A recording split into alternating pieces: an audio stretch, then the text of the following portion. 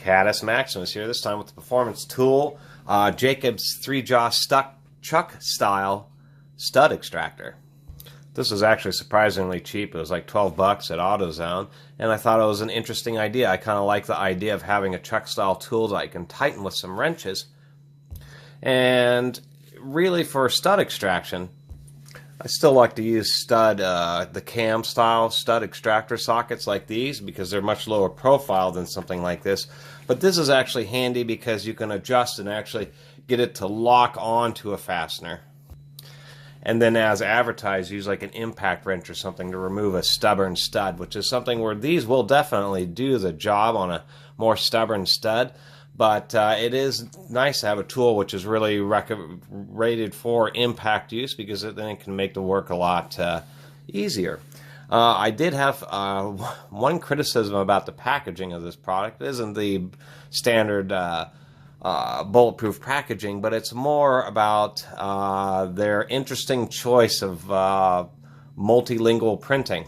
I certainly appreciate multilingual printing. That way people who speak a variety of languages can easily identify, what's going on with the tool and understand it. As we can see, we have a stud extractor, and it's grado de impacto.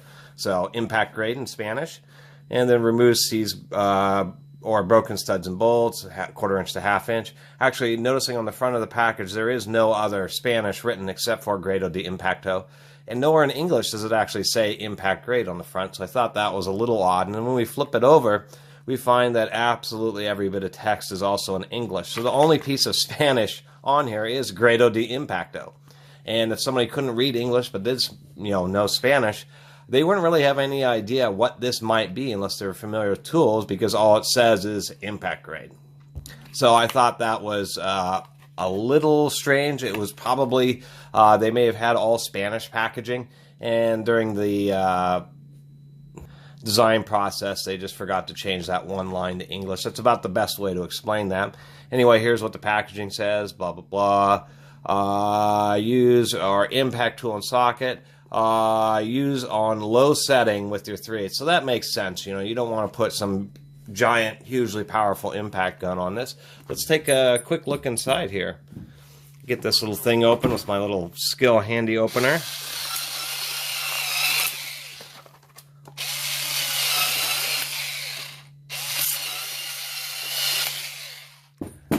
This packaging is always such a bear. When you try to use knives and stuff, it's kind of funky, but sure works well with that tool. So here we are.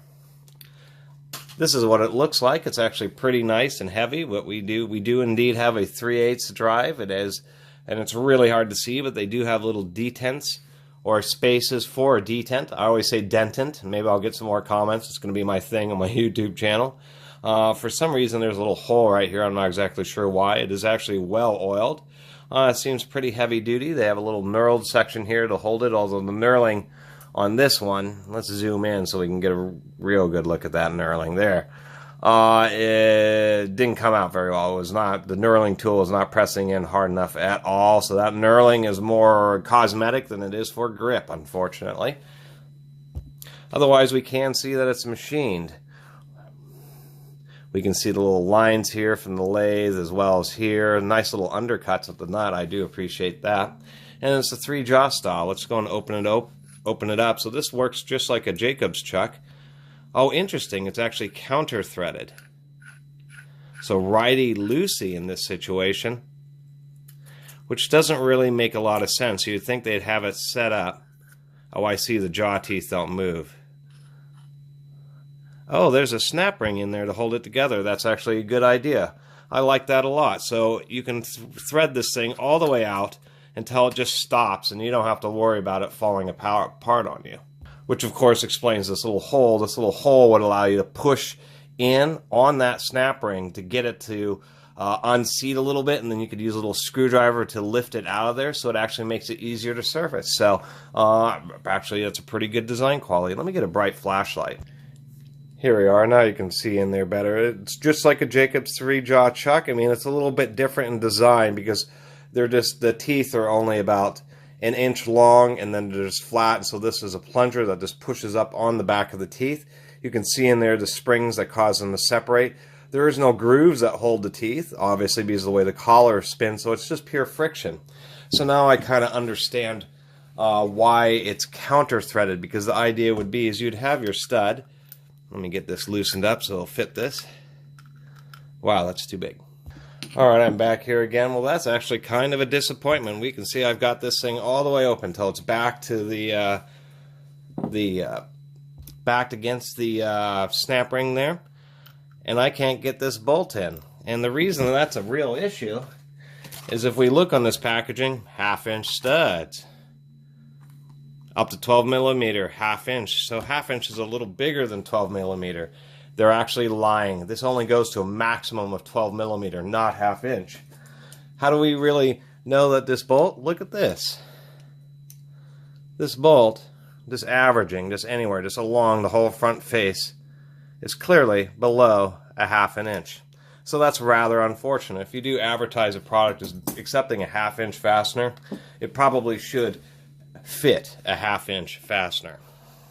Otherwise, just advertises a metric unit, 6 to 12 millimeters. So now that's officially what this is, 6 to 12 millimeters, because it won't fit a 1/2-inch. How frustrating. Anyway, getting back to how it works, you take it and you start screwing it down. We might have a much larger fastener here. It's simulating a stud.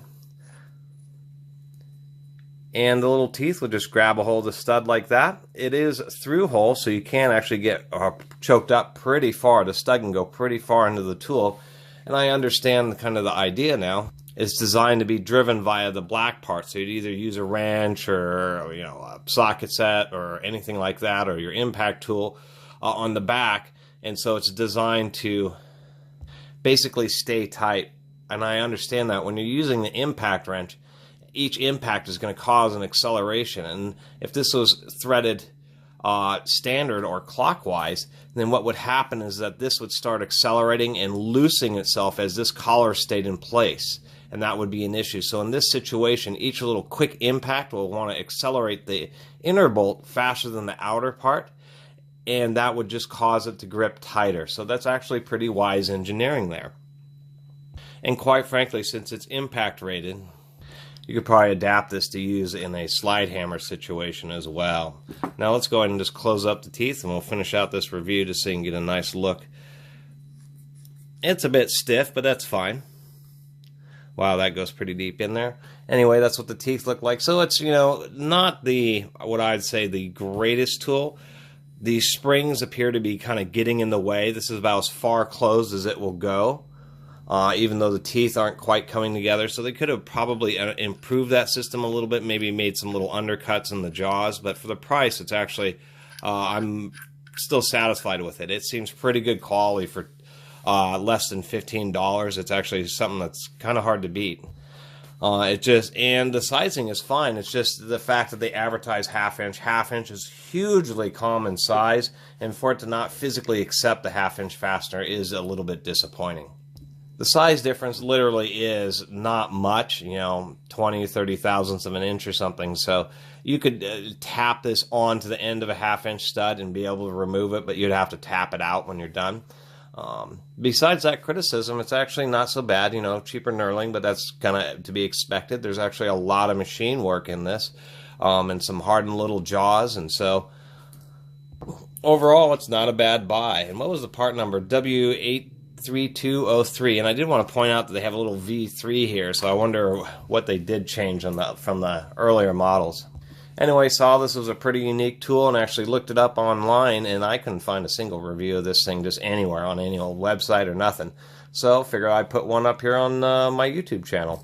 Anyway, I really appreciate everybody watching, and if you haven't subscribed, please do subscribe and support the Catus Maximus channel. Until next time, Catus Maximus out.